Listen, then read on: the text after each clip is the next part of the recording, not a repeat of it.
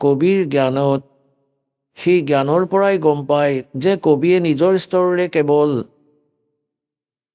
এটা পয়েম বনাব পাৰে, আধ্যাত্মিক জ্ঞানৰ কথা ক'ব নোৱাৰে। আৰু কবিৰ পৰমাত্মাক কবি বুলি ক'ব ধৰিলোঁ আমি অজ্ঞানতাৰ বাবে।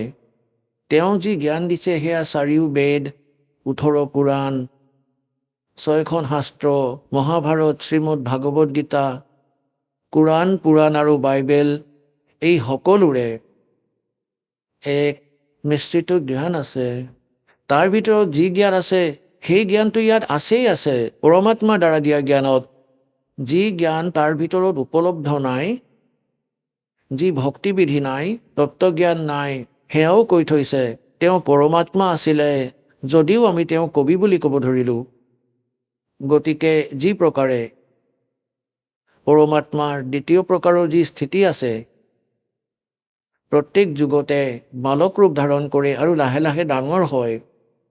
গতিকে সেই সময়ত যেতিয়া তেওঁ বালক ৰূপত প্ৰকট হয়, এয়াও তেওঁৰ ভগৱানক চিনি পোৱাৰ লক্ষণ হয় যে তেওঁ সৰুতে কোনো মাকৰি গাখীৰ নাখায়, কুমাৰী গাইৰহে গাখীৰ খায়। গতিকে কুমাৰী গাইৰ গাখীৰৰ দ্বাৰাই তেওঁৰ প্ৰতিপালনৰ লীলা হয়। এয়া বেদে কৈছে। ঋগ্বেদ মণ্ডল নম্বৰ 9, সূক্ত নম্বৰ 1, মন্ত্ৰ 8 আৰু 9, এই 2টা প্ৰমাণ আছে যে 3 প্ৰকাৰৰ শৰীৰ পৰমাত্মাই ধাৰণ কৰে। আৰু তেওঁ যেতিয়া নৱজাতক শিশুৰূপত প্ৰকট হয়, সেই সময়ত তেওঁৰ প্ৰতিপালনৰ লীলা কুমাৰী গাইৰ দ্বাৰা হয়।